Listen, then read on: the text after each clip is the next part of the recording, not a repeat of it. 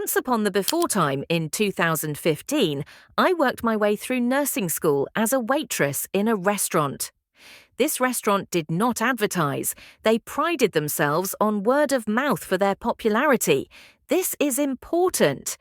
I had been there for several months at this point and had proved myself reliable and knowledgeable enough to help train new waiters. Not technically a trainer, but could be relied upon to support new workers once the trainers set them loose. We had one older guy who had just been released. He was a little awkward, little shy, and worried about mistakes, absolutely expected, and he was great to work with. On the night of our tale, he was in the section next to mine, easy to keep an eye on and easy to hop in and prop him up when he hit the weeds. This was his first night with his own complete section. Weeds would abound. I was ready. What he wasn't ready for was his first demanding round table of about 6 people, 20-somethings with attitude. He came to me worried and confused. "They want XYZ, but I don't think that's on our menu, right? She says we have the ingredients and just make it, that the other location makes it all the time." Yes. I could have taught him to stand his ground, but nerves and first night with your own section isn't the time for this to go over well, so I told him ask the back line and see if they were willing. If not, I would talk to the table.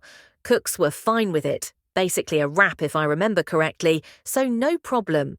From our end. This was apparently the cue for the leader of the table to demand something every time he came to the table. As soon as he brought the last requested item, she needed something else. I thought it was possible and had been keeping an eye on him. Seeing his panicked face, I gave him a nod and started checking in on his other tables, slotting them into my own table cycles. Reasons I'm paired with him.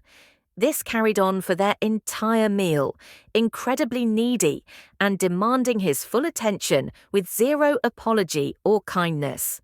I made sure to catch him in the back to prepare for possibly getting no tip, but to calm the panic and to remind him I would not be touching the tips from his other tables. Honestly, this poor guy looked like he was about to quit on the spot. This leader was rude and impatient and gave him no space to breathe. I was his emotional support animal at this point, but knowing he was at least twice my age made it even worse for him. The table had come in close to the end of the night and ended up staying past our section's closing, so they were the last table on our side of the restaurant. Perks of closing with a new waiter, getting cut early. That's when he came to me asking how to do an employee discount, and they wanted to use more than one on a single ticket. Was that okay? I was confused. Wait, employee? That's when he shared that she had spent the entire meal berating and making fun of him, because 1, she was a trainer at our other location, and 2, he was the worst waiter she had ever seen. No wonder the other location made her special meals. And zero surprise he was such a wreck.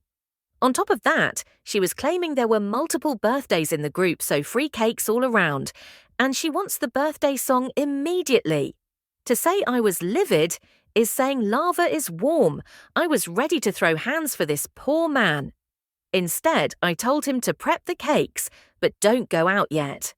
I would get the boss about employee discount. Not needed, we could do it ourselves, but this was such a special case. And I would gather the workers for the birthday song. Managers there were absolutely amazing. We loved each one, and all of them had our backs. Very rare in restaurants, so this almost the best part.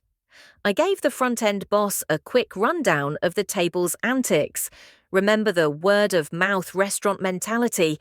Yeah, boss was not having a restaurant employee acting so cruelly, even if she wasn't his employee. I asked permission for what I wanted to do. He smiled and gave permission as he grabbed the employee numbers given for the discounts, which that trainer would have known could not be stacked, and told me he had a boss-to-boss phone call to make. I then ran to every employee I could grab.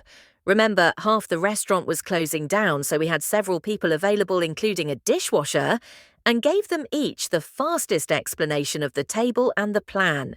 And then I told the poor nerve-wracked server that we were ready to drop cakes. The crowd that arrived to that 6-person tabletop was honestly the largest we had ever had for a birthday song, and I am pretty confident the largest that restaurant will ever have.